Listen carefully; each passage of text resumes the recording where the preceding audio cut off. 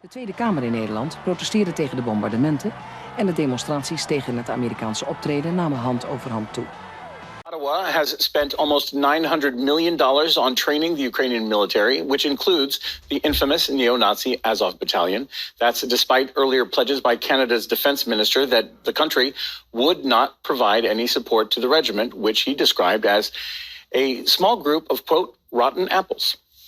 Now, about 2,000 members of the Ukrainian National Guard participated in the training as part of Ottawa's bid to help Kyiv strengthen its military. Photos posted by Ukraine's military on social media clearly show some soldiers wearing Azov battalion patches provided as they participate in the training with Canadian servicemen. But Ottawa has been distancing itself from the claims, with the defense ministry saying it had been Ukraine's responsibility to conduct checks of the soldiers who would participate.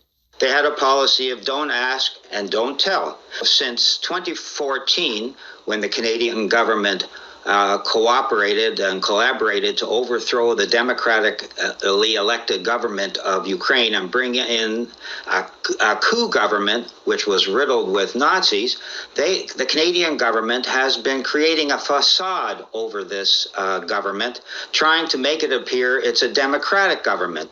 They don't tell Canadians about the war on the Donbas, and they don't tell them about the neo-Nazis that are in the militia and in the security services. They are very much anti-Russian, and the Canadian government is very much anti-Russian. So they've created a false narrative for 8 years, and they're sticking to it. The Donbas front line, with artillery playing a crucial role.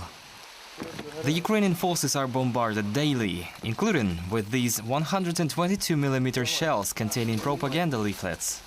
Intense artillery battles are currently ongoing between our Lugansk forces and the Ukrainian military. The Lugansk Republic's militia forces are now shelling the Ukrainian army and neo-Nazi battalions with propaganda shells calling for them to surrender and explaining how to do it the right way to save their lives. The joint forces are now advancing on the Donbas front, deep into the DPR.